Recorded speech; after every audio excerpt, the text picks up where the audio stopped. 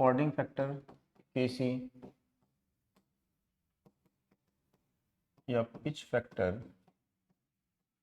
Kp। तो Kc या Kp इसको बोलते हैं कॉर्डिंग फैक्टर या पिच फैक्टर। तो ये कॉर्डिंग फैक्टर या पिच फैक्टर का मतलब क्या होता है यहाँ, ठीक। तो जैसे अल्टरनेटर में हम क्या करते हैं, यहाँ पे फुल पिच वाइंडिंग करते हैं। तो यदि फुल पिच वाइंडिंग करेंगे तो इसमें हमको जो इंड्यूस्ड ईएमएफ मिलेगी, उस इंड्यूस्ड ईएमएफ का क्या लेंगे हम, यहाँ पे अरिथमेटिक सम लेंगे, ठीक। तो यहाँ पे arithmetic sum of full pitch winding होता है।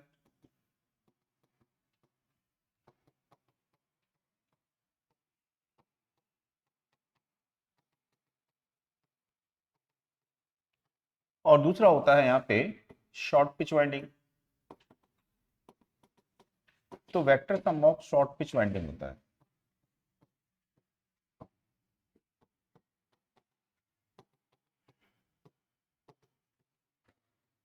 तो इन दोनों वाइंडिंग में जो ईएमएफ इंड्यूस्ड हो रही है, ठीक है, तो vector sum of induced EMF कर देंगे, induced EMF of short pitch winding and arithmetic sum of induced EMF, sum of induced EMF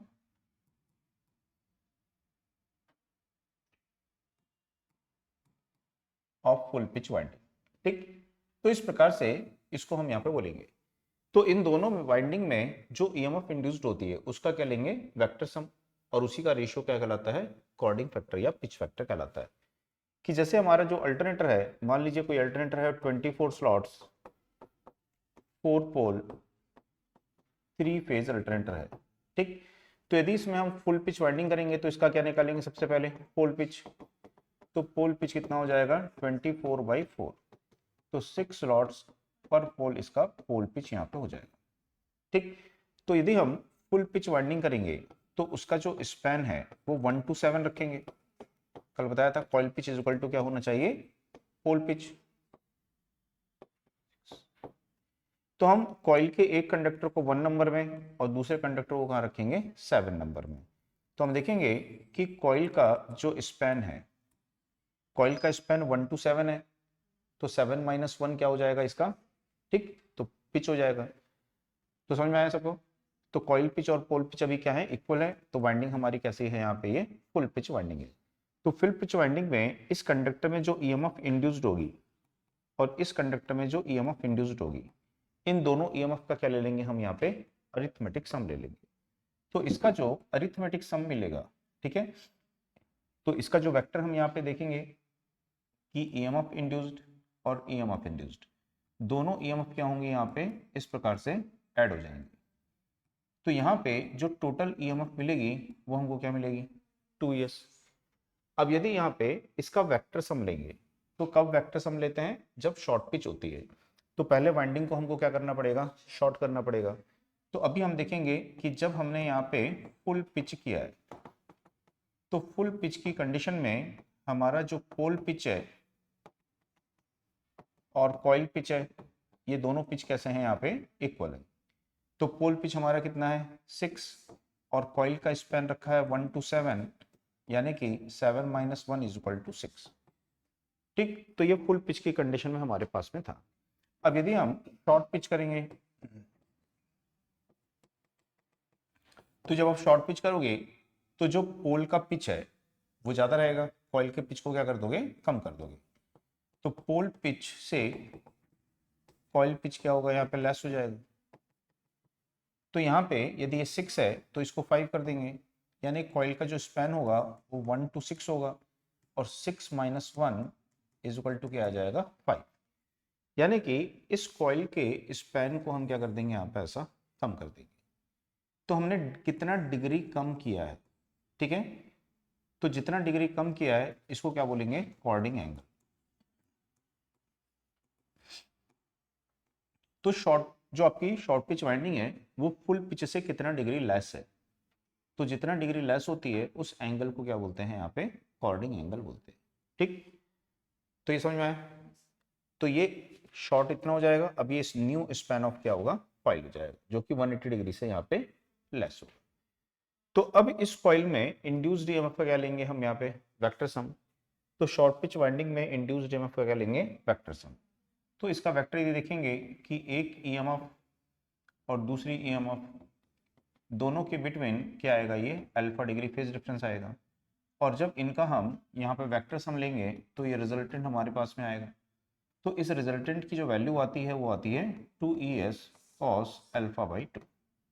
ठीक, तो इस रिजल्टेंट की वैल्यू आती है। तो इन दोनों का हम क्या ले लेंगे, रेशियो। तो इन दोनों का जो रेशियो आएगा, तो यही कॉर्डिंग एंगल है ना, कॉर्डिंग एंगल है अल्फा। तो यहाँ पे इन दोनों का रेशियो क्या कहलाएगा, केसी या केपी। तो केसी या केपी जो है इसकी वैल्यू होती है vector sum of induced EMF in short pitch coil.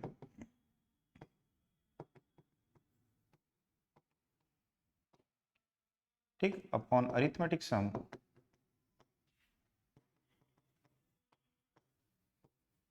of induced EMF in full pitch coil। तो इन दोनों का रेशियो क्या कहलाता है, कॉर्डिंग फैक्टर या पिच फैक्टर। तो जब इन दोनों को रेशियो को हम रख के कैलकुलेट करेंगे तो हमारे पास जो फार्मूला आ जाएगा वो क्या आएगा, cos अल्फा बाई 2। तो केसी या केपी की जो वैल्यू होती है वो होती है cos अल्फा बाई 2। ठीक, तो इस फार्मूले से हम केसी या केपी की वैल्यू को कैलकुलेट कर लेते हैं और इसकी जो स्टैंडर्ड वैल्यू हो कितनी होती है, 0.96। तो ये इसकी स्टैंडर्ड वैल्यू होती है। ठीक, तो हमने ये पाया कि यदि हम शॉर्ट पिच करेंगे तो हमारी जो ईएमएफ है फुल पिच से कम हो जाएगी। तो कितनी कम हो जाएगी, तो ये फैक्टर यहाँ पे बताता है। तो यदि हमारा केसी या केपी 0.966 है तो इन दोनों को मल्टीप्लाई करेंगे तो क्या मिल जाएगा आपको, वेक्टर सम। यदि शॉर्ट पिच नहीं करेंगे, फुल पिच ही रहेगी, तो केसी केपी की वैल्यू क्या रहेगी, 1। ठीक, तो शॉर्ट पिच नहीं करेंगे, फुल पिच करेंगे तो केसी केपी की वैल्यू क्या रहेगी, वहाँ पे 1 ही रहेगी। तो वेक्टर सम और अरिथमेटिक सम दोनों क्या होंगे, फिर इक्वल रहेंगे। ठीक है, तो जब हम इसको शॉर्ट करते हैं तो इंड्यूस्ड ईएमएफ डिक्रीज हो जाती है। तो फिर शॉर्ट क्यों करें, तो कल लिखवाया था मैंने आपको, है ना, कि शॉर्ट पिच करने से क्या होता है, हार्मोनिक्स को एलिमिनेट करती है, साइन वेव के शेप को इम्प्रूव करती है। ठीक, और हार्मोनिक्स एलिमिनेट होने से जो आपका हिस्टेसिस, एडी करंट लॉस वगैरह रिड्यूस होता है, एफिशिएंसी इंक्रीज होती है, सिंकिंग ऑफ कॉपर होती है in and connection of armature coil. ठीक, तो ये सब इसके पॉइंट्स यहाँ पे बताए थे, इसलिए हम शॉर्ट यहाँ पे करते हैं। अब इसमें से क्वेश्चन आते हैं, न्यूमेरिकल्स आते हैं, है ना। तो न्यूमेरिकल्स आप करवाए गए हैं कि कैसे आपको कैलकुलेट करना है। तो सबसे पहले आपको क्या निकाल लेना है, यदि आपको बोला गया कॉर्डिंग एंगल निकालो, ठीक है, कॉर्डिंग एंगल कैसे निकालोगे, तो कॉर्डिंग एंगल कैसे निकालोगे, तो सबसे पहले क्या निकाल लोगे कि कितने एंगल को वहां पे शॉर्ट किया गया। ठीक है, तो कितने एंगल को शॉर्ट किया गया है वो आपको सबसे पहले यहाँ पे निकालना पड़ेगा, या कितने स्लॉट्स को शॉर्ट किया है वो निकाल सकते हो। तो कितने स्लॉट्स को शॉर्ट किया है वो भी आपको पता है, आपको पोल पिच पता है ना। तो आप क्या लिखोगे यहाँ पे, पोल पिच लिख सकते हो या 180 डिग्री लिख सकते हो। ठीक है, तो आप लिख सकते हो 180 degree upon pole pitch into number of short slots. कितने स्लॉट शॉर्ट किए गए, तो आपके पास में किसकी वैल्यू आ जाएगी, अल्फा, और कॉस में रख दोगे, कॉस अल्फा बाई 2 करके रख दोगे। ठीक, अब यहाँ पे किस हार्मोनिक को एलिमिनेट करना है, तो जैसे कि हमको यहाँ पे nth हार्मोनिक को एलिमिनेट करना है तो स्पैन ऑफ कॉइल क्या होना चाहिए। ठीक है, तो span of coil to eliminate nth harmonic, तो ये आपको याद रखना है। ठीक, तो क्या लिखे थे, nth माइनस 1 बाई n। जैसे हमको 7th हार्मोनिक को एलिमिनेट करना है तो 7 माइनस 1 अपॉन क्या लिखेंगे, 7, तो क्या होगा, तो ये स्पैन ऑफ कॉइल होगा। कितना शॉर्ट किए, 1/7 शॉर्ट किए। ठीक, तो ये यहाँ पे आपको ध्यान में रखना है। दूसरा यहाँ पे देखेंगे एक होता है डिस्ट्रीब्यूशन फैक्टर। ठीक,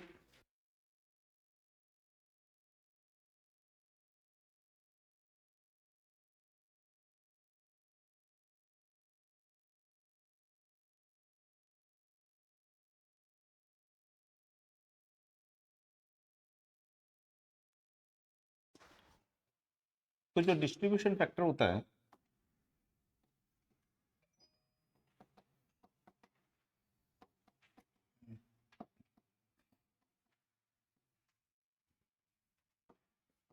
तो डिस्ट्रीब्यूशन फैक्टर को क्या बोलते हैं यहाँ पे, केडी। तो डिस्ट्रीब्यूशन फैक्टर का क्या मतलब होता है, ठीक, तो डिस्ट्रीब्यूशन फैक्टर का क्या मतलब होता है, तो यहाँ पे जो हमारे अल्टरनेटर होते हैं, जो लार्ज अल्टरनेटर है जिसमें नंबर ऑफ स्लॉट्स पर पोल पर फेज की वैल्यू ग्रेटर देन 1 होती है, ठीक है, तो उनमें हम क्या करते हैं, वाइंडिंग को एक ही स्लॉट्स में कंसंट्रेट करके नहीं रख सकते हैं, उसको अलग अलग स्लॉट्स में डिस्ट्रीब्यूट करके रखना पड़ता है। ठीक, तो जैसे मान लीजिए हमारे पास में कोई 36 स्लॉट्स 4 पोल 3 फेज अल्टरनेटर है, तो यदि इसका हम पोल पिच निकालेंगे तो पोल पिच कितना आएगा 36/4, तो 9 स्लॉट्स, तो 9 स्लॉट्स पर पोल आ जाएगा। अब यदि इस 9 स्लॉट्स पर पोल को हम नंबर ऑफ फेज से डिवाइड करते हैं तो हम यहाँ पे देखेंगे ये आ जाएगा 3 स्लॉट्स पर पोल पर फेज, यानी कि यहाँ पे पर पोल पर फेज के नंबर ऑफ स्लॉट्स कितने होंगे, ग्रेटर देन 1 होंगे, यानी कि 3 होंगे। तो जैसे कि ये एक पोल है ये, तो इस पोल पे 1 2 3 4 5 1 2 3 4, ठीक, तो यहाँ पे 1 2 3 4 5 6 7 8 9, तो पोल पिच 9 है, तो 9 स्लॉट्स पर पोल हो गया। अब यहाँ पे ये 3 आर फेज के होंगे, 3 वाई के होंगे और 3 बी फेज के होंगे, तो हम एक ही फेज वाइंडिंग के जो कंडक्टर हैं उसको एक स्लॉट्स में नहीं रखेंगे, उनको अलग अलग स्लॉट्स में डिस्ट्रीब्यूट करके रखना पड़ेगा। तो जब हम अलग अलग स्लॉट्स में डिस्ट्रीब्यूट करके रखेंगे तो उसमें इंड्यूस्ड ईएमएफ की वैल्यू क्या होगी, डिक्रीज हो जाएगी। यदि हम एक ही स्लॉट्स में तीनों को बीच वाले स्लॉट्स में कंसेंट्रेट करके रखते तो हमारी इंड्यूस्ड ईएमएफ क्या होती, ज्यादा होती। ठीक, तो डिस्ट्रीब्यूशन फैक्टर जो है ये क्या होता है कि जब आप कंसेंट्रेट वाइंडिंग करोगे तो तीनों कंडक्टर एक ही स्लॉट्स में होंगे, तो उन तीनों कंडक्टर की ईएमएफ का अरिथमेटिक सम लोगे, और जब डिस्ट्रीब्यूट करके रखोगे तो तीनों कंडक्टर की ईएमएफ का वेक्टर सम लोगे, तो दोनों का जो रेशियो है उसको क्या बोलते हैं, डिस्ट्रीब्यूशन फैक्टर बोलते हैं। ठीक, तो इसके लिए हमको क्या पता होना चाहिए कि ईच स्लॉट्स का फेज डिफरेंस कितना है, तो प्रत्येक स्लॉट्स का फेज डिफरेंस आपको पता होना चाहिए। तो यहाँ पे phase difference of each slots, तो इसको कैसे निकालोगे, तो 180 डिग्री बाय पोल पिच, तो इससे आप उसको यहाँ पे निकाल सकते हैं। तो जैसे कि हमारा पोल पिच कितना है, यहाँ पे 9 है, तो कितना आ जाएगा 20 डिग्री, तो 20 डिग्री फेज डिफरेंस होगा, तो इन दोनों कंडक्टर की ईएमएफ में 20 डिग्री, इन दोनों कंडक्टर की ईएमएफ में 20 डिग्री होगा। यदि हम क्या करते, कंसंट्रेटेड फुल पिच वाइंडिंग करते हैं, तो यदि हम कंसंट्रेटेड फुल पिच वाइंडिंग करेंगे तो कॉइल के जो कंडक्टर होंगे उनको हम अलग अलग स्लॉट्स में डिस्ट्रीब्यूट करके नहीं रखेंगे, कॉइल के तीनों कंडक्टर्स को हम क्या करेंगे, एक कॉमन स्लॉट्स में यहाँ पे रखेंगे। तो ये एक कॉमन स्लॉट्स है और ये एक दूसरा कॉमन स्लॉट्स है, तो कॉइल के तीनों कंडक्टर क्या है, एक ही स्लॉट्स में है। यदि इसमें 2 वोल्ट है, इसमें 2 वोल्ट है, इसमें भी 2 वोल्ट है, टोटल कितने वोल्ट हो जाएगी, 6 वोल्ट हो जाएगी। तो यदि इसमें ई एस है, दूसरे में भी ई एस है, तीसरे में भी ई एस है, तो टोटल कितनी हो जाएगी, 3 ई एस। तो यदि हम देखेंगे कि इनमें जो ई एम एफ इंड्यूस्ड होगी वो E S E S E S is equal to क्या हो जाएगा, पी ई एस। तो ये क्या हो गया यहाँ पे, अरिथमेटिक सम हो गया। ठीक है, तो यहाँ पे हम ले लेंगे अरिथमेटिक सम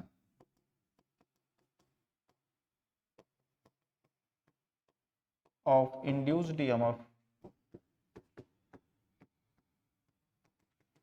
in concentrated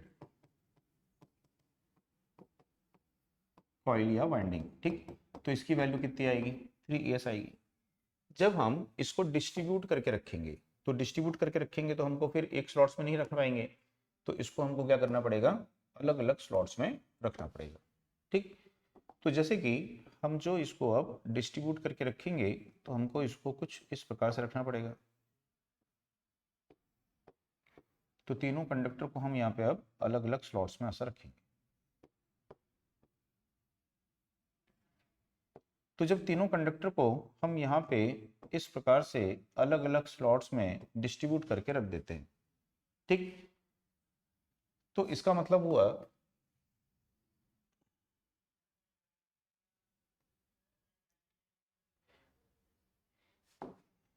कि हमने जो है कंडक्टर को अब एक स्लॉट में नहीं रखा हुआ है।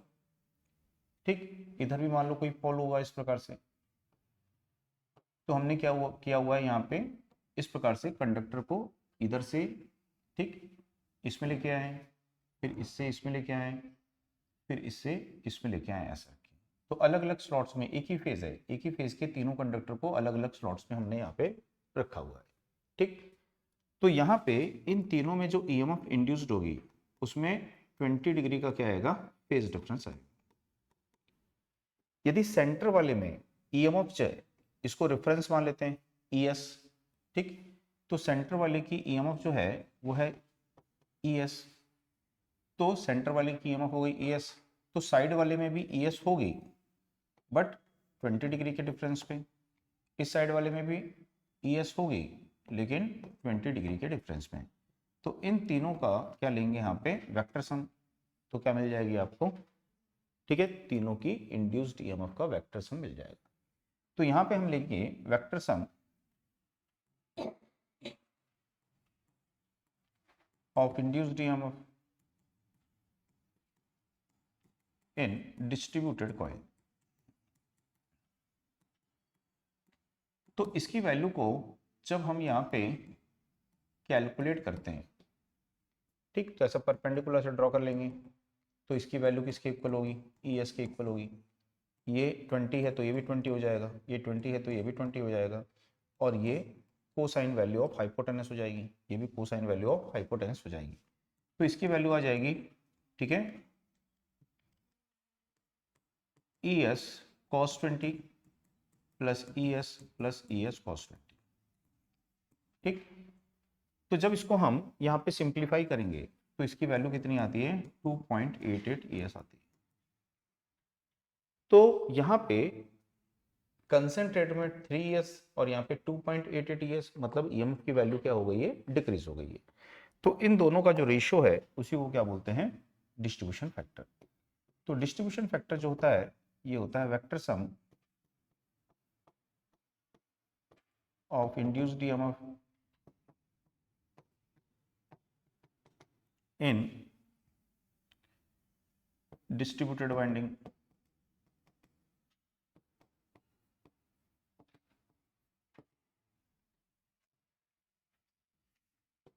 upon arithmetic sum of induced EMF in concentrated winding। तो इन दोनों का जो रेशियो है उसको क्या बोलते हैं यहाँ पे, डिस्ट्रीब्यूशन फैक्टर। ठीक, तो डिस्ट्रीब्यूशन फैक्टर की जो स्टैंडर्ड वैल्यू होती है, इसकी स्टैंडर्ड वैल्यू 0.96 होती है, यानी कि डिस्ट्रीब्यूटेड वाइंडिंग में जो ईएमएफ इंड्यूस्ड होगी वो, ठीक है, कंसंट्रेट का कितना टाइम्स होगी, 0.96 टाइम्स हो जाएगी। इसके अलावा हम क्या कर सकते हैं, एक फार्मूला यूज कर सकते हैं और उस फार्मूले से भी डिस्ट्रीब्यूशन फैक्टर की वैल्यू को कैलकुलेट कर सकते हैं। तो जो डिस्ट्रीब्यूशन फैक्टर है ये होता है साइन एम बीटा बाई 2 और होता है एम साइन बीटा बाई 2। तो इससे भी हम डिस्ट्रीब्यूशन फैक्टर को कैलकुलेट कर सकते हैं। ठीक, तो यदि देखेंगे कि यहाँ पे जो बीटा है, बीटा क्या है, तो बीटा है 180 डिग्री अपॉन पोल पिच, यानी इच स्लॉट्स का फेज डिफरेंस एंगल। और जो m है वो है नंबर ऑफ स्लॉट्स पर पोल पर फेज। ठीक, तो जैसे हमारे 3 स्लॉट्स पर पोल पर फेज हैं तो 3 पुट कर देंगे, ये 20 है हमारा, 20 रख देंगे। ठीक, तो यहाँ पे m और बीटा जब एक साथ आते हैं तो इसको बोलते हैं फेज स्प्रेड एंगल। तो यहाँ पे जो फेज स्प्रेड एंगल है उसकी वैल्यू कितनी है, 60 डिग्री है। तो इसका मतलब है कि एक फेज का जो पोल है, सॉरी एक फेज का जो एंगल है वो पोल पिच का कितना टाइम्स है। ठीक है, तो पोल पिच का कितना टाइम्स है वो 60 डिग्री है। ठीक है, तो यहाँ पे देखेंगे कि फेज स्प्रेड एंगल का मतलब क्या हो गया कि जो यहाँ पे पर पोल पे क्या है, आर के 3 है, वाई के 3 है, बी के 3 है। ठीक, और ये कितना डिग्री होता है 180 डिग्री। तो इसका मतलब है आर 60 डिग्री स्प्रेड है, वाई 60 डिग्री स्प्रेड है और बी भी क्या है। तो ईच पोल जो है, ठीक है, उस पे ईच फेज कितना डिग्री स्प्रेड किया हुआ है वहां पे 60 डिग्री, तो उसको फेज स्प्रेड एंगल वहां पे बोलेंगे। ठीक, तो समझ में आ गया सबको। तो ये आपको यहाँ पे ध्यान में रखना है। तो आपको डिस्ट्रीब्यूशन फैक्टर भी पता चल गया और कॉर्डिंग फैक्टर भी पता चल गया। तो यहाँ पे डिस्ट्रीब्यूटेड बाइंडिंग का यूज हम क्यों करते हैं, ठीक है, डिस्ट्रीब्यूटेड बाइंडिंग का यूज क्यों करते हैं, इसमें तो ड्रॉबैक क्या है, इंड्यूस्ड ईएमएफ का मैग्नीट्यूड डिक्रीज हो रहा है, फिर क्यों यूज करें। तो इसको यूज करने की भी एडवांटेज होती है कि ये भी हाई फ्रीक्वेंसी हार्मोनिक को क्या करती है, एलिमिनेट करती है। ठीक है, armature reaction and armature reactance के इफेक्ट को मिनिमाइज करती है। ठीक, तो साइन वेव के शेप को भी इंप्रूव करेगी, हार्मोनिक्स को एलिमिनेट करेगी, armature reaction and armature reactance के इफेक्ट को मिनिमाइज करती है। तो इसलिए इसका यूज करते हैं। तो यदि पूछेगा कि किस प्रकार की आर्मेचर वाइंडिंग में near to sinusoidal EMF induced होगी, तो किस प्रकार की आर्मेचर वाइंडिंग में near to sinusoidal EMF induced होगी, distributed and concentrated, sorry short pitch. तो शॉर्ट पिच, ठीक है, तो शॉर्ट पिच, तो याद रखिएगा शॉर्ट पिच एंड डिस्ट्रीब्यूटेड, यदि हम आर्मेचर वाइंडिंग करते हैं तो उसमें इंड्यूस्ड ईएमएफ की wave form near to sinusoidal होगी।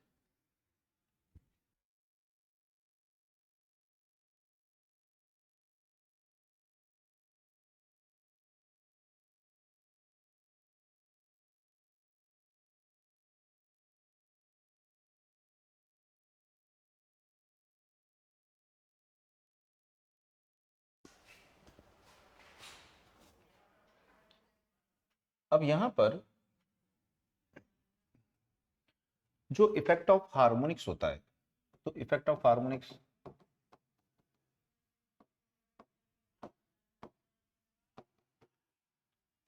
इफेक्ट ऑफ हार्मोनिक्स ऑन, ठीक है, केसी केपी यानी कि कॉर्डिंग फैक्टर, डिस्ट्रीब्यूशन फैक्टर या डिस्ट्रीब्यूशन फैक्टर। ठीक है, तो केसी केपी या डिस्ट्रीब्यूशन फैक्टर पे हार्मोनिक्स का क्या इफेक्ट यहाँ पे होता है। तो जैसे फंडामेंटल फ्रीक्वेंसी होती है, तो हमारी फंडामेंटल फ्रीक्वेंसी कितनी है 50 हर्ट्ज। तो फंडामेंटल जो फ्रीक्वेंसी है, ठीक, इस फंडामेंटल फ्रीक्वेंसी के लिए जो कॉर्डिंग एंगल होता है, कॉर्डिंग एंगल, इसकी वैल्यू क्या होती है, अल्फा होती है। ठीक है, फॉर nth हार्मोनिक, तो nth हार्मोनिक्स के लिए जो कॉर्डिंग एंगल होता है, कॉर्डिंग एंगल, ठीक, इसकी जो वैल्यू होती है वो क्या होती है, एन अल्फा हो जाती है। तो यदि फंडामेंटल के लिए हमारा जो केसी या केपी होगा उसकी वैल्यू होगी कॉस अल्फा बाई 2। तो nth हार्मोनिक के लिए केसी या केपी की जो वैल्यू होगी वो हो जाएगी कॉस एन अल्फा बाई 2। ठीक, तो याद रखना है। इसी तरह से जो फंडामेंटल फ्रीक्वेंसी है,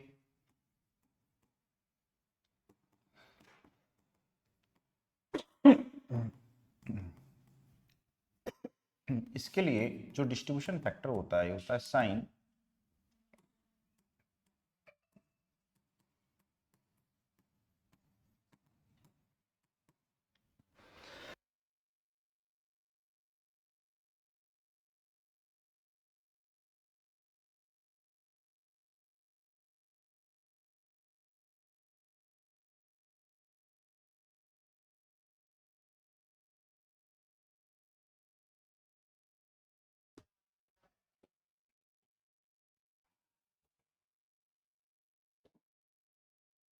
तो इसके लिए होता है, ठीक, ये होता है यहाँ पे। तो यदि nth हार्मोनिक्स है तो इसके लिए डिस्ट्रीब्यूशन फैक्टर की वैल्यू क्या हो जाएगी, sine M N beta by 2 और जाएगी m sine n beta by 2। तो बीटा क्या है, एंगल है। तो एंगल जो होता है वो अफेक्ट हो जाता है हार्मोनिक्स से। तो एन टाइम, यहाँ भी एंगल है ये, एन टाइम अफेक्ट हो जाएगा। यहाँ भी एंगल है बीटा ना, तो एन टाइम क्या होगा, वो अफेक्ट हो जाता है। ठीक, तो ये यहाँ पे डिस्ट्रीब्यूशन फैक्टर और कॉर्डिंग फैक्टर पे इफेक्ट होता है। तो बोलेगा फिफ्थ हार्मोनिक के लिए कॉर्डिंग एंगल की वैल्यू क्या होगी, 5 अल्फा हो जाएगी। ठीक,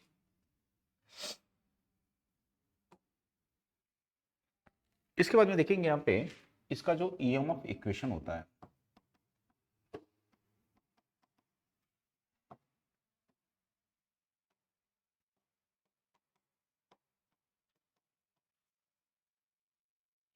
तो अल्टरनेटर का जो ईएमएफ इक्वेशन होता है सेम ट्रांसफॉर्मर के ईएमएफ इक्वेशन के सिमिलर होता है।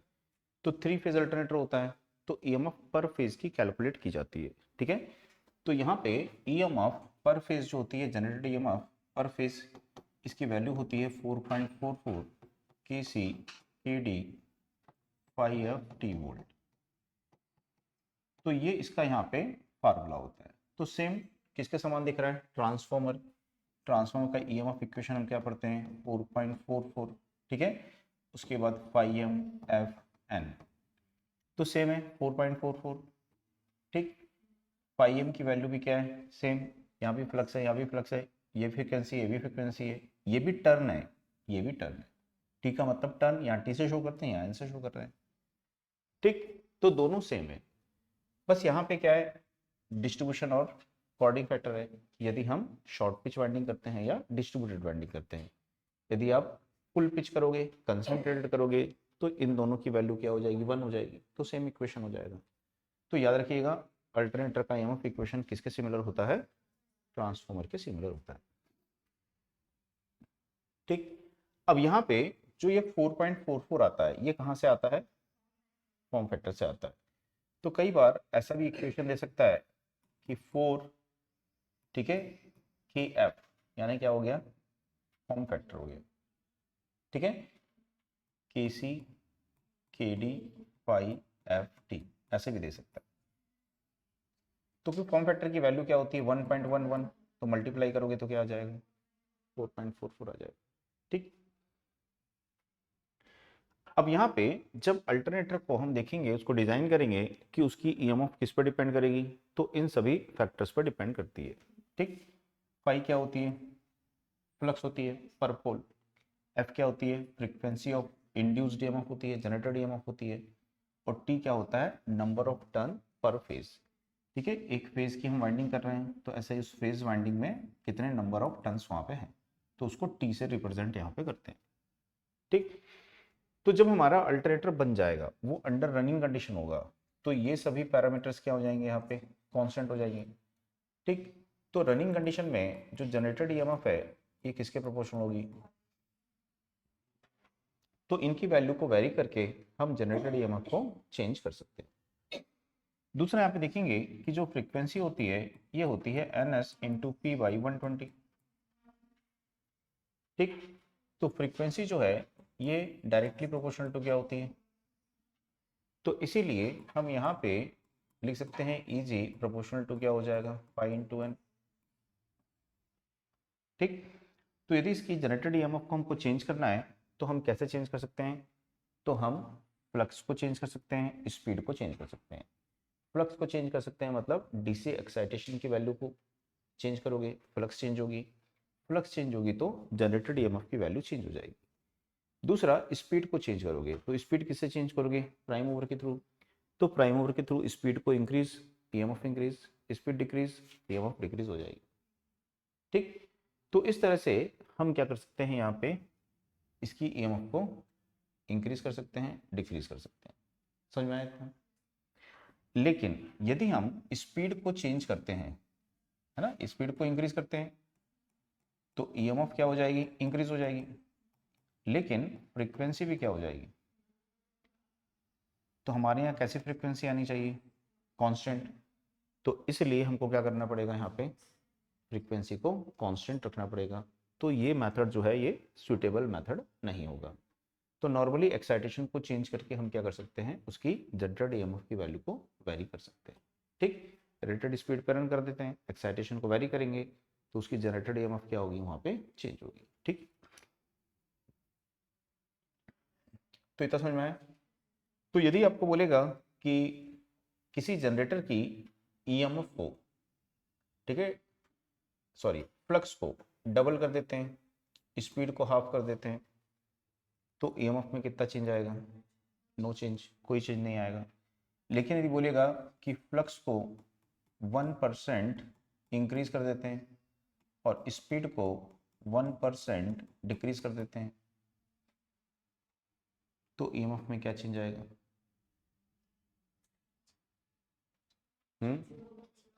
तो यदि फ्लक्स को हम क्या कर रहे हैं, 1% इंक्रीज कर रहे हैं और स्पीड को क्या कर रहे हैं, 1% डिक्रीज कर रहे हैं, तो मान लेते हैं कि पहले फ्लक्स हमारी कितनी है, 100, स्पीड भी कितनी है, 100। तो फर्स्ट केस में जो ईएमएफ आएगी 100 इंटू 100 यानी कितनी आ जाएगी। ठीक, अब सेकंड केस में आप क्या कर रहे हो, ये फर्स्ट केस हो गया, ये सेकंड केस हो गया, एक को इंक्रीज कर रहे हो और दूसरे को क्या कर रहे हो। ठीक, अब इसको मल्टीप्लाई करोगे तो कितना आ जाएगा, ठीक है, तो 9999 क्या जाएगा। तो इसका दोनों का क्या ले लोगे, डिफरेंस। तो यहां पे जो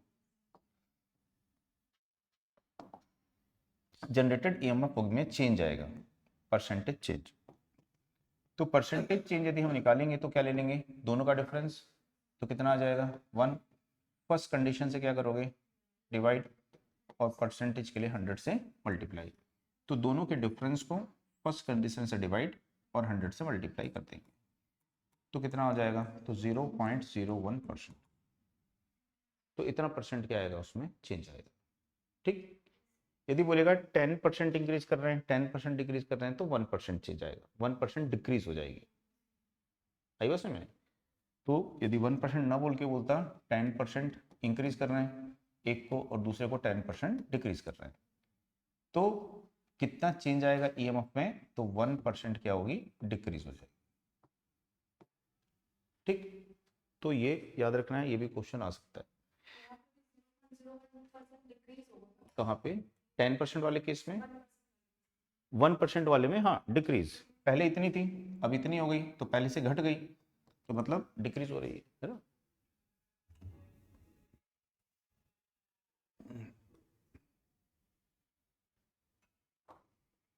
ठीक, अब हमारा जो अल्टरनेटर है, ये अल्टरनेटर हमारा क्या हो चुका है, अब बन चुका है और ईएमएफ भी क्या कर रहा है, ये जनरेट कर रहा है। तो इसकी जो जनरेटेड ईएमएफ होती है, ठीक है, वो जनरेटेड ईएमएफ कैसी होगी, साइनोसॉइडल होगी। ठीक, तो इसमें जो हमारा अल्टरनेटर होता है, अल्टरनेटर में जब उसको हम जनरेट करते हैं ईएमएफ, तो उसमें क्या होते हैं, वहाँ पे different type of harmonic component होते हैं।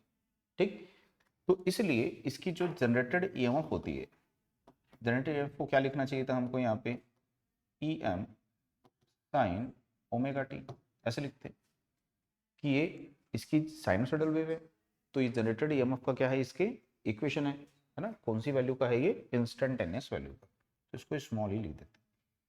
तो ये इसकी जनरेटेड ईएमएफ की इंस्टेंटेनियस वैल्यू का क्या है, इक्वेशन है, ठीक।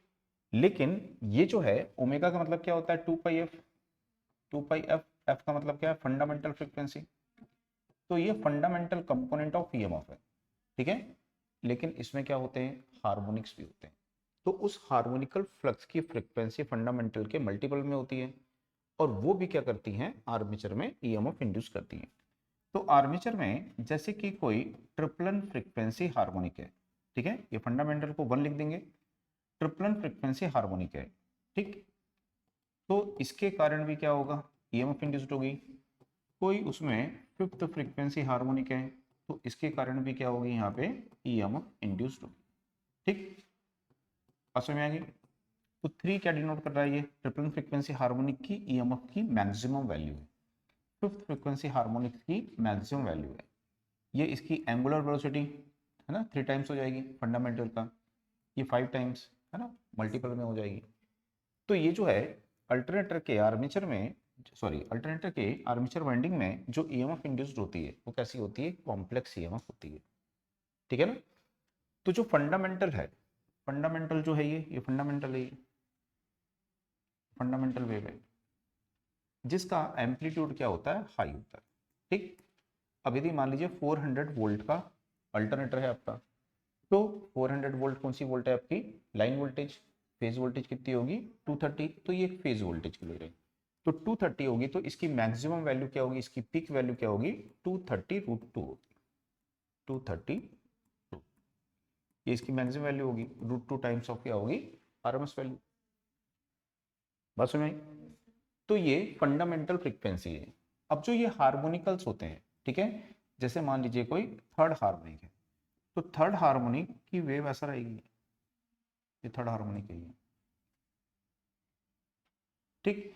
तो जितने समय में हमारी एक साइकिल कंप्लीट होगी, इसकी कितनी साइकिल कंप्लीट होगी, 3। फिफ्थ फ्रीक्वेंसी हार्मोनिक जो होगी, फिफ्थ फ्रीक्वेंसी हार्मोनिक इस प्रकार से चलेगी, ऐसे ऐसे। तो जितने समय में हमारी एक साइकिल कंप्लीट होगी, इसकी साइकिल कितनी होगी, 5 हार्मोनिक्स होगी। तो ये इनकी फ्रीक्वेंसी तो हायर होती है, बट इनका जो एम्पलीट्यूड होता है वो कैसा होता है, शॉर्ट होता है, ठीक है। तो जो रिजल्टेंट ईएमएफ होती है, ठीक है, उस पर ये बहुत ज़्यादा इफेक्ट वहाँ पे नहीं डाल पाते, और जो हार्मोनिक्स ज़्यादा होते हैं उनको एलिमिनेट करते हैं, और एलिमिनेट करने के लिए क्या करते हैं हम, शॉर्ट पिच वाइंडिंग का यूज़ करते हैं। जैसे 7th हार्मोनिक्स है, 5th हार्मोनिक्स है, उसको एलिमिनेट करना है, तो उसके लिए हम शॉर्ट पिच वाइंडिंग का यूज़ करेंगे, और शॉर्ट पिच वाइंडिंग का यूज़ करके उस हार्मोनिक्स को एलिमिनेट करेंगे। आई बात समझ में। तो यदि पूछता है कि अल्टरनेटर की आर्मेचर में जो ईएमएफ इंड्यूस्ड होती है साइनसोइडल होती है, बट उसकी ईएमएफ का इक्वेशन कैसा होगा, कॉम्प्लेक्स, कॉम्प्लेक्स वेव होगी, ठीक है, प्योर साइनसोइडल नहीं है। तो प्योर साइनसोइडल प्राप्त करने के लिए ही हमने ये सब किया, यहाँ पे क्या क्या किया, डिस्ट्रीब्यूटेड वाइंडिंग की, शॉर्ट पिच वाइंडिंग की, जिससे हमारी ईएमएफ साइनसोइडल रहे, ठीक। जो हमारे पोल होते हैं, पोल के सेंटर में फ्लक्स डेंसिटी मैक्सिमम रखी, साइड में फ्लक्स डेंसिटी को रिड्यूस किया। तो साइन वेव के शेप को इंप्रूव करने के लिए ही हमने ये सब किया, हार्मोनिक्स इफेक्ट को रिड्यूस करने के लिए डैम्पर वाइंडिंग का यूज किया। तो ये सब इसीलिए हमने यहाँ पे किया, ठीक है। तो fundamental frequency less but amplitude higher होता है, और harmonics amplitude less but frequency क्या होती है, हायर, ठीक। तो जब अपना अल्टरनेटर हो गया है अब रेडी, तो इसके ऊपर क्या करेंगे, मैकेनिकल लोड कनेक्ट कर देंगे, ठीक। तो यहाँ पे मैकेनिकल लोड को इसके ऊपर में कनेक्ट करते हैं, सॉरी इलेक्ट्रिकल लोड है, मैकेनिकल आ गया मुंह में। तो अल्टरनेटर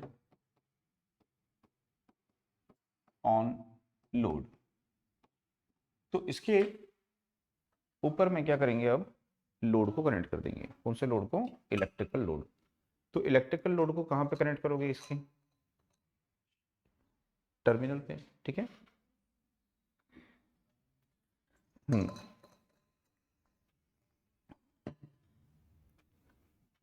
तो जैसे कि ये हमारा अल्टरनेटर है, ये इसका रोटर होता है, और यहाँ पे ये इसके होते हैं कंडक्टर, आर्मेचर वाइंडिंग के कंडक्टर होते हैं, ठीक। और ये इसके टर्मिनल हैं, तो इसके टर्मिनल पे यहाँ पे क्या करते हैं, हम इलेक्ट्रिकल लोड को कनेक्ट करते हैं। तो जब हम इलेक्ट्रिकल लोड कनेक्ट करेंगे तो ये क्या फ्लो होगी, करंट। करंट कहाँ से आएगी, आर्मेचर वाइंडिंग के कंडक्टर से। तो जैसे कि ये आर्मेचर वाइंडिंग है, ये ऐसे बना देते हैं तो उसको,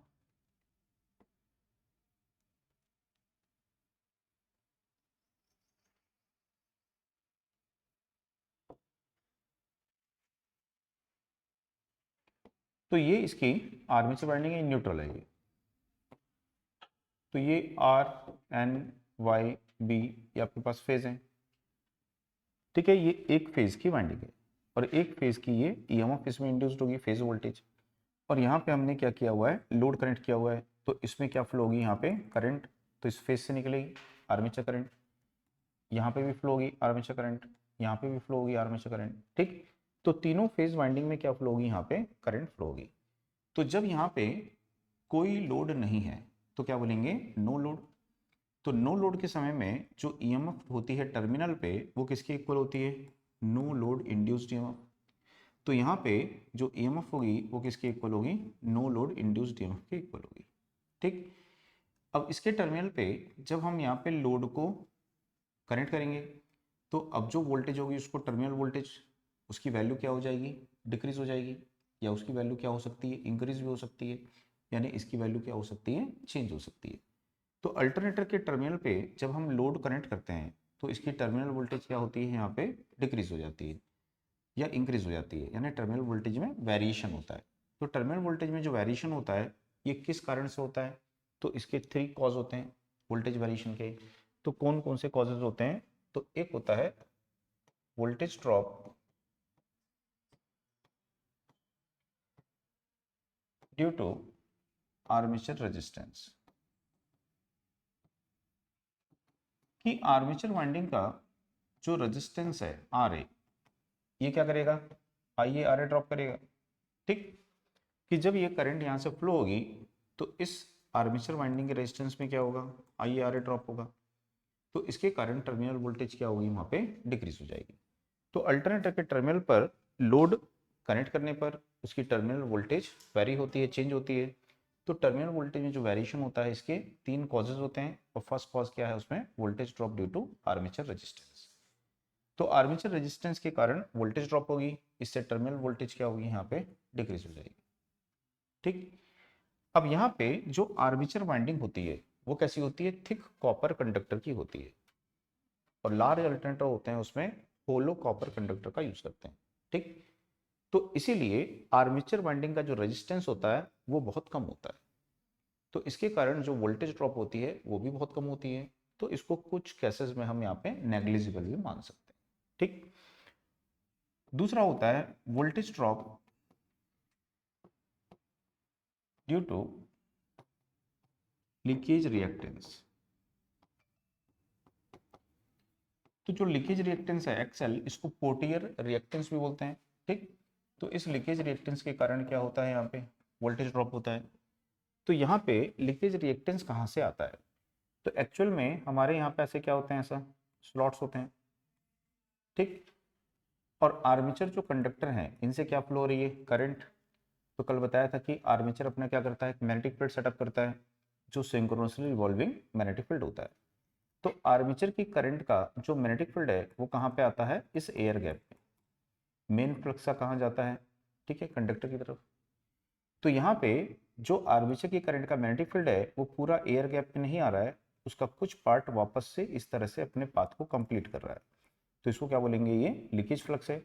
और इसके कारण इस आर्मेचर वाइंडिंग में क्या होता है, सेल्फ इंड्यूस्ड ईएमएफ होती है, और इससे इसमें वोल्टेज ड्रॉप होती है। तो वोल्टेज ड्रॉप क्या मानते हैं, ड्यू टू रिएक्टेंस है, और वो रिएक्टेंस कहाँ से आया, लीकेज फ्लक्स के कारण, इसलिए इसको क्या बोलते हैं, लीकेज रिएक्टेंस, ठीक।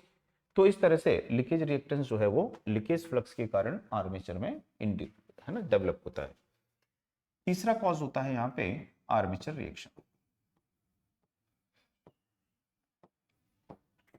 तो अल्टरनेटर में वोल्टेज ड्रॉप का जो थर्ड कॉज है वो क्या है, यहाँ पे आर्मेचर रिएक्शन है। तो इन तीनों कारणों से यहाँ पे क्या होती है, वोल्टेज ड्रॉप होती है। तो यहाँ पे यदि देखेंगे कि ये हमारी टर्मिनल वोल्टेज है V,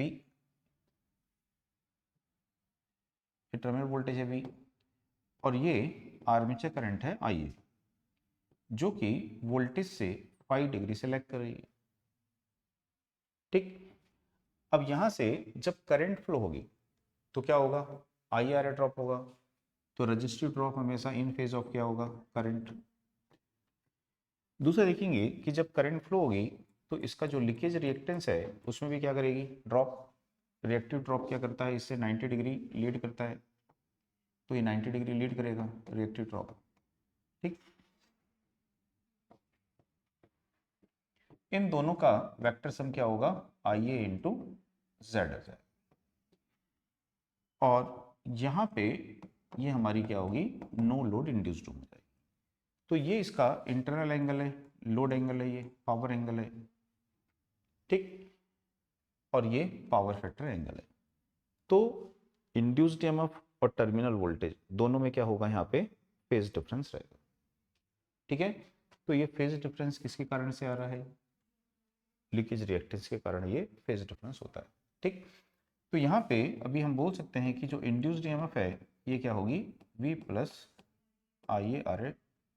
ठीक है, IAZ, या ऐसे लिख देते हैं IARA प्लस JIAXL।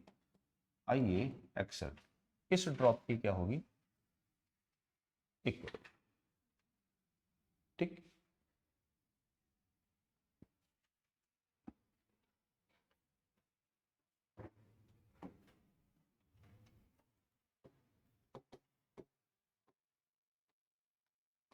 तो जो आर्मेचर रिएक्शन होता है, आर्मेचर रिएक्शन यहाँ पे क्या मतलब होता है, तो जैसे हम देखेंगे कि हमारा जो अल्टरनेटर है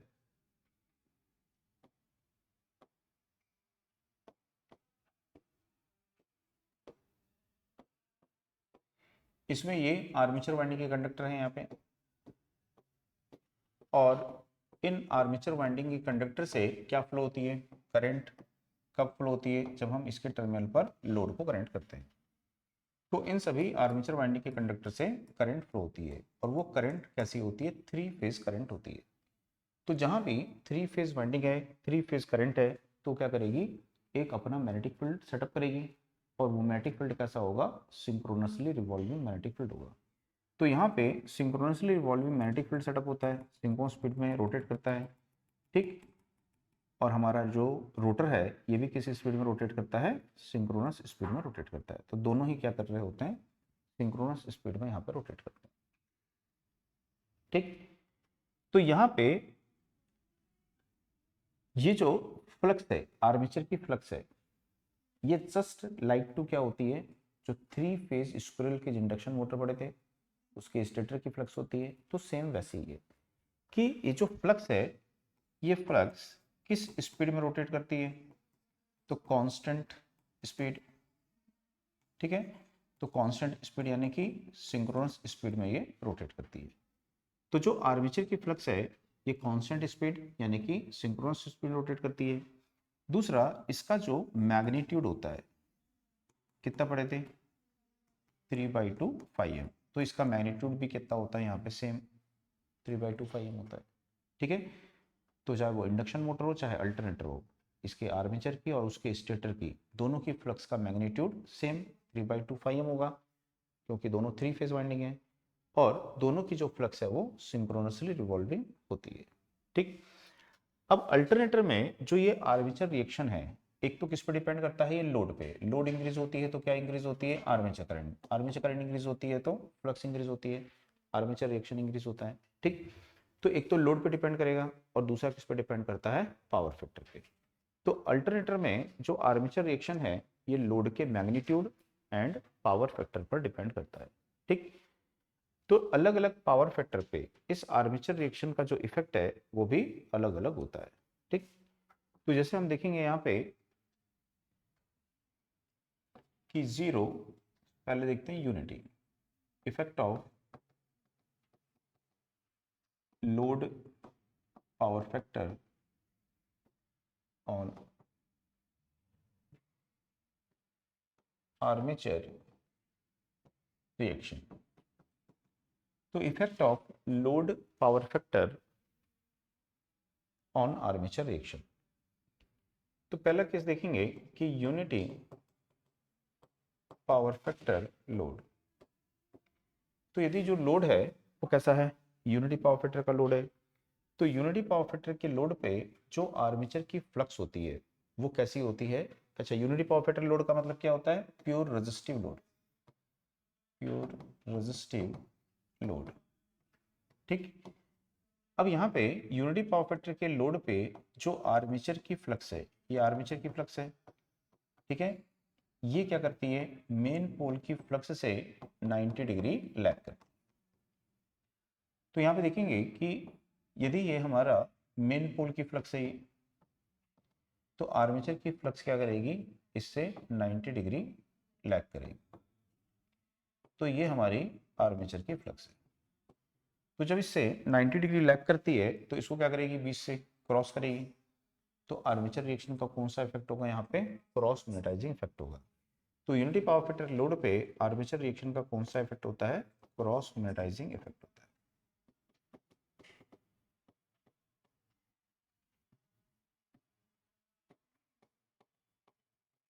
ठीक, तो याद रखना है कि यूनिटी पावर फैक्टर लोड पर आर्मेचर रिएक्शन का क्रॉस मैग्नेटाइजिंग इफेक्ट होता है।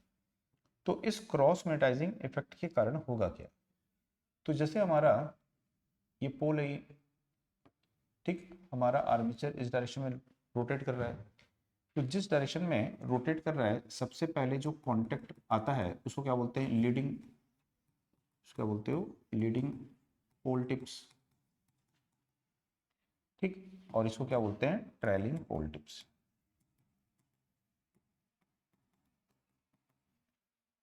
और हमारी जो फ्लक्स है वो ऐसे जाती है ऐसे, ठीक, ऐसे जा रही है फ्लक्स। अब आर्मेचर की फ्लक्स क्या करेगी, 90 डिग्री लैग पे आएगी। तो आर्मेचर की फ्लक्स जो है वो ऐसे आई, ठीक, तो क्या करेगी, इस फ्लक्स को एक तरफ ऐसा पुश करेगी। तो हम देखेंगे कि यहाँ पे जो फ्लक्स डेंसिटी है वो क्या हो जाएगी, हायर हो जाएगी, ठीक है, और यहाँ पे क्या हो जाएगी, वीक हो जाएगी। तो यहाँ पे हायर फ्लक्स डेंसिटी हो जाएगी और यहाँ पे वीकर हो जाएगी। ठीक, तो यदि पूछेगा कि क्रॉस मैग्नेटाइजिंग इफेक्ट के कारण कौन से पोल टिप्स पे फ्लक्स डेंसिटी हायर होती है, ट्रेलिंग पोल टिप्स पे फ्लक्स डेंसिटी क्या होती है, हायर हो जाती है। ठीक है, तो ट्रेलिंग पोल टिप्स पे फ्लक्स डेंसिटी हायर हो जाएगी और ठीक, और लीडिंग पोल टिप्स पे क्या हो जाएगी, वो रिड्यूस्ड हो जाएगी। तो ये आपको यहाँ पे याद रखना है। लेकिन पोल की जो एवरेज फ्लक्स है उसमें कोई चेंज नहीं होता है, तो इसके कारण आर्मेचर में इंड्यूस्ड ईएमएफ के मैग्नीट्यूड में कोई चेंज नहीं होगा। ठीक, तो आर्मेचर में इंड्यूस्ड ईएमएफ के मैग्नीट्यूड में यहाँ पे कोई चेंज नहीं होगा। अब यदि लोड का जो पावर फैक्टर है वो क्या होता है, चेंज हो जाता है। अब लोड का पावर फैक्टर होता है जीरो लैगिंग।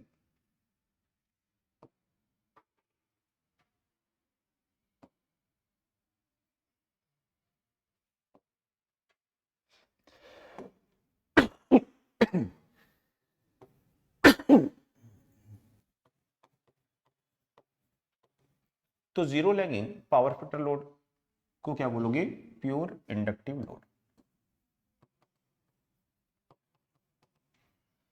तो यदि लोड जो है प्योर इंडक्टिव लोड होता है तो जो आर्मेचर की फ्लक्स है ये मेन पोल की फ्लक्स से अब क्या करती है, 180 डिग्री आउट फेज में हो जाती है। ठीक, तो जो आर्मेचर की फ्लक्स है ये भी 90 डिग्री लैग करेगी और लैग करने लगेगी। तो आर्मेचर की जो फ्लक्स है वो मेन पोल की फ्लक्स से क्या होगी, अपोजिट फेज में हो जाएगी। ठीक, यानी कि यदि हमारे मेन पोल की फ्लक्स इस प्रकार से थी, ये मेन पोल की फ्लक्स थी, तो आर्मेचर की फ्लक्स जो है उसके 180 डिग्री आउट फेज में हो जाएगी। ठीक, तो क्या होगा, मेन पोल की फ्लक्स को क्या करेगी, वो वीक करेगी। तो मेन पोल की फ्लक्स का मैग्नीट्यूड क्या होगा, डिक्रीज हो जाएगा। ठीक, तो मेन पोल की जो रिजल्टेंट फ्लक्स होगी अब वो क्या हो जाएगी, डिक्रीज हो जाएगी। तो मेन पोल की रिजल्टेंट फ्लक्स मेन पोल की जो एक्चुअल फ्लक्स थी माइनस क्या होगी, आर्मेचर की फ्लक्स हो जाएगी। तो मेन पोल की फ्लक्स डिक्रीज होगी तो हम क्या बोलेंगे कि ये उसको वीक कर रही है, तो आर्मेचर रिएक्शन का कौन सा इफेक्ट हो जाएगा, डीमैग्नेटाइजिंग इफेक्ट। तो डीमैग्नेटाइजिंग इफेक्ट यहाँ पे होता है, और इस डीमैग्नेटाइजिंग इफेक्ट के कारण मेन पोल की फ्लक्स क्या हो रही है, डिक्रीज हो रही है। मेन पोल की फ्लक्स डिक्रीज होने से आर्मेचर में जनरेटेड ईएमएफ की वैल्यू क्या हो जाएगी, डिक्रीज हो जाएगी, ठीक। और जनरेटेड ईएमएफ डिक्रीज होगी तो टर्मिनल वोल्टेज भी डिक्रीज होगी। तो जब भी लैगिंग पावर फैक्टर के लोड को करंट करेंगे तो वहां पे क्या होगा, एक डीमैग्नेटाइजिंग इफेक्ट होगा ही होगा, ठीक। तो जो कि जनरेटेड ईएमएफ को डिक्रीज करेगा और टर्मिनल वोल्टेज की वैल्यू भी क्या होगी, वहां पे डिक्रीज हो जाएगी। तो हम क्या बोल सकते हैं कि इस समय जो जनरेटर है वो कैसे वर्क कर रहा है, एज एन अंडर एक्साइटेशन, ठीक है। तो ये वर्क कर रहा है एज एन अंडर एक्साइटेशन, ठीक। तो अंडर एक्साइटेशन की कंडीशन में ये यहाँ पे वर्क कर रहा है। एक्साइटेशन डिक्रीज करते हैं तो फ्लक्स डिक्रीज हो जाती है, तो बोल सकते हैं कि ये अंडर एक्साइटेशन की कंडीशन में यहाँ पे वर्क कर रहा है, ठीक। अब इसी तरह से यदि zero leading power factor load होता है, तो जीरो लीडिंग का मतलब क्या होता है, प्योर कैपेसिटिव लोड। तो यदि हम प्योर कैपेसिटिव लोड को कनेक्ट करते हैं तो जो आर्मेचर की फ्लक्स है और मेन पोल की फ्लक्स, इसमें 0 डिग्री फेज डिफरेंस होता है, ठीक। तो आर्मेचर की जो फ्लक्स है अब क्या करती है, वो मेन पोल की फ्लक्स के इन फेज में आ जाती है। तो दोनों की फ्लक्स का जो फेज है वो सेम हो जाता है, यानी कि यहाँ पे जो आर्मेचर की फ्लक्स है और मेन पोल की फ्लक्स है, तो ये मेन पोल की फ्लक्स है ये, और ये आर्मेचर की फ्लक्स है। तो दोनों की फ्लक्स का फेज कैसा हो गया, इन फेज हो गया। तो अब यहाँ पे ये दोनों फ्लक्स क्या हो जाएंगी, ऐड हो जाएंगी। तो रिजल्टेंट फ्लक्स क्या होगी, दोनों का सम होगी। तो रिजल्टेंट फ्लक्स दोनों का सम हो जाएगी, तो यानी कि रिजल्टेंट फ्लक्स की जो वैल्यू है वो क्या हो जाएगी, यहाँ पे इंक्रीज हो जाएगी। तो हम बोलेंगे कि इसने आर्मेचर को क्या कर दिया, मैग्नेटाइज कर दिया। तो इसको बोलेंगे आर्मेचर रिएक्शन का मैग्नेटाइजिंग इफेक्ट। तो इसके कारण आर्मेचर में इंड्यूस्ड ईएमएफ इंक्रीज हो जाएगी, टर्मिनल वोल्टेज की वैल्यू भी इंक्रीज हो जाएगी, ठीक है। तो टर्मिनल वोल्टेज की वैल्यू भी क्या होती है, यहाँ पे इंक्रीज हो जाती है। समझ में आया। तो इसको क्या बोलेंगे कि कैसे वर्क कर रहा है ये, ओवर एक्साइटेड, कि यहाँ पे ये ओवर एक्साइटेशन की कंडीशन में वर्क कर रहा है,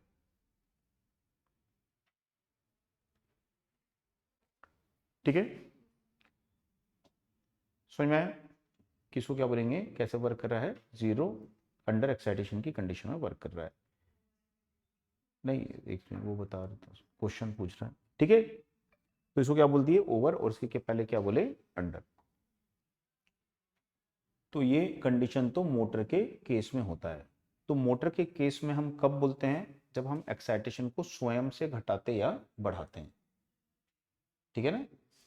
तो यदि वहां पे मोटर के केस में क्या होता है, बैक ईएमएफ होती है, बैक ईएमएफ से कंपेयर करते हैं उसको, है ना। तो बैक ईएमएफ यदि लेस है तो अंडर, बैक ईएमएफ यदि ग्रेटर है तो ओवर एक्साइटेशन। लेकिन यहां पर हम क्या बोल रहे हैं कि फ्लक्स घट रही है। फ्लक्स कब घटती है, जब एक्साइटेशन को नॉर्मल वैल्यू से कम करोगे। फ्लक्स कब बढ़ती है, जब एक्साइटेशन को नॉर्मल वैल्यू से बढ़ा दोगे आप, ठीक। तो यहाँ पे हम नहीं घटा रहे हैं, बढ़ा रहे हैं। तो कौन घटा रहा है, बढ़ा रहा है, लोड। लोड के कारण आर्मेचर की फ्लक्स मेन पोल की फ्लक्स के इन फेज में और आउट फेज में हो रही है, उससे रिजल्टेंट फ्लक्स की वैल्यू, पोल के रिजल्टेंट फ्लक्स की वैल्यू इंक्रीज और डिक्रीज हो रही है। तो इसलिए हम बोल रहे हैं कि कैसे जस्ट लाइक टू क्या हो गया, ये ओवर एक्साइटेड हो गया, और इसके पहले जस्ट लाइक टू क्या था, वो अंडर एक्साइटेड, ठीक है। तो ये भी पूछ सकता है आपको कि zero lagging power factor load में अल्टरनेटर को क्या बोलेंगे, over excited, under excited, normal excited, क्या बोलेंगे। तो उसको हम जीरो लीडिंग पर ओवर एक्साइटेड बोलेंगे, ठीक। लेकिन एक्चुअल में जो लोड होता है वो ना तो जीरो लैगिंग होता है और ना ही वो जीरो लीडिंग होता है। तो जो लोड होता है वो एक्चुअल में कैसा होता है, 0.7 लैगिंग होता है या 0.8 लैगिंग होता है ना। तो यहाँ पे इसका मतलब हो गया कैसा लोड है, आरएल लोड है। तो यदि इस प्रकार के लोड को हम यूज करते हैं यहाँ पे, तो यदि आरएल लोड को आप कनेक्ट करते हो तो इस कंडीशन में ये हमारी मेन पोल की फ्लक्स है और ये हमारी आर्मेचर की फ्लक्स है। तो आर्मेचर की जो फ्लक्स है, ठीक, अब इसके टू कंपोनेंट हो जाएंगे, एक वाई एक्सिस और दूसरा एक्स एक्सिस पे। तो ये क्या करेगा, इसको क्रॉस मैग्नेटाइज करेगा और ये क्या करेगा, इसको डीमैग्नेटाइज करेगा। तो यहाँ पे यदि 0.7 लैगिंग पावर फैक्टर का लोड है, 0.8 का लोड है, तो उस कंडीशन में आर्मेचर की जो फ्लक्स है मेन पोल की फ्लक्स को क्या करती है, स्लाइटली मैग्नेटाइज करती है और स्लाइटली उसको डीमैग्नेटाइज करती है। ठीक, इसी तरह से जीरो लीडिंग होगा तो आर्मेचर की फ्लक्स जो होगी वो मेन पोल की फ्लक्स को क्रॉस मैग्नेटाइज करेगी और साथ में मैग्नेटाइज करेगी। ठीक है, तो ये याद है। इसके बाद में जो आर्मेचर रिएक्शन है, इस आर्मेचर रिएक्शन के कारण आर्मेचर में क्या हो रहा है, वोल्टेज ड्रॉप हो रहा है। ठीक, तो आर्मेचर रिएक्शन के कारण आर्मेचर में जो वोल्टेज ड्रॉप होता है उसको ये मानते हैं कि वो आर्मेचर का एक काल्पनिक रिएक्टेंस है। ठीक है, और वो रिएक्टेंस क्या कर रहा है, वोल्टेज को ड्रॉप कर रहा है।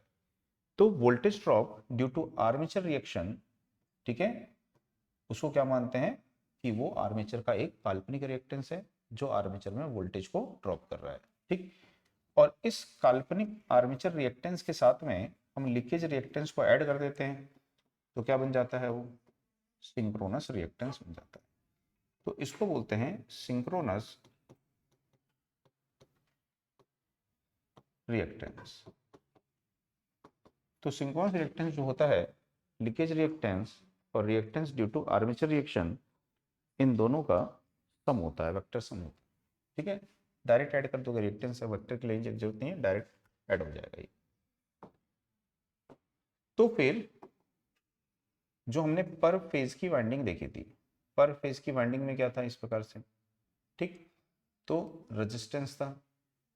ठीक, तो अब यहाँ पे क्या आ जाएगा, ये सिंक्रोनस रिएक्टेंस आ जाएगा। अब इसकी नो लोड इंड्यूस्ड ईएमएफ होगी, लोड कनेक्ट करने पर इसकी टर्मिनल वोल्टेज होगी और ये इसकी यहाँ पे करंट होगी।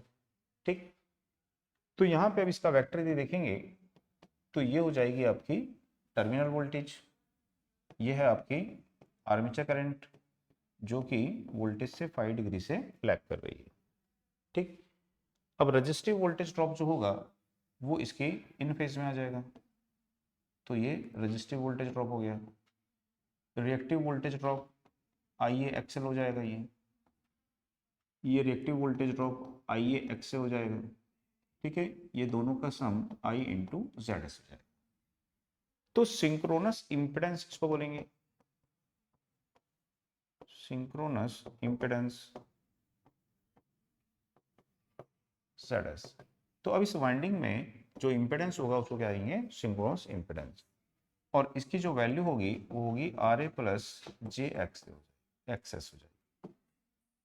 ठीक, तो यहाँ पे इन दोनों का जो सम होगा उसको क्या बोलेंगे, नो लोड इंड्यूस्ड ईएमएफ। और यदि इसका हम देखें यहाँ पे इसका सम, तो इसको बोलेंगे एक्चुअली इंड्यूस्ड ईएमएफ। ठीक, तो यहाँ पे एक होती है नो लोड इंड्यूस्ड ईएमएफ। ठीक, तो नो लोड इंड्यूस्ड ईएमएफ क्या होती है, V प्लस आई ए इंटू जेड एस। और एक क्या होती है कि आर्मेचर रिएक्शन का जो इफेक्ट है उसको सब्ट्रैक्ट करने के बाद में क्या मिलेगी, एक्चुअली इंड्यूस्ड ईएमएफ इन आर्मेचर। ठीक, और इसमें से भी यदि हम क्या करेंगे, इस ड्रॉप को माइनस कर देंगे तो क्या मिल जाएगी हमको, टर्मिनल वोल्टेज मिल जाएगी। ठीक है ना, तो इसको आपको यहाँ पे वेक्टर को ध्यान में रखना है, कहीं इसमें से कोई क्वेश्चन आया तो आप उसको बना सकते हैं, है ना, वेक्टर से भी पूछ देता है क्वेश्चन। अब इसके बाद में यहाँ पे देखेंगे अल्टरनेटर का होता है वोल्टेज रेगुलेशन।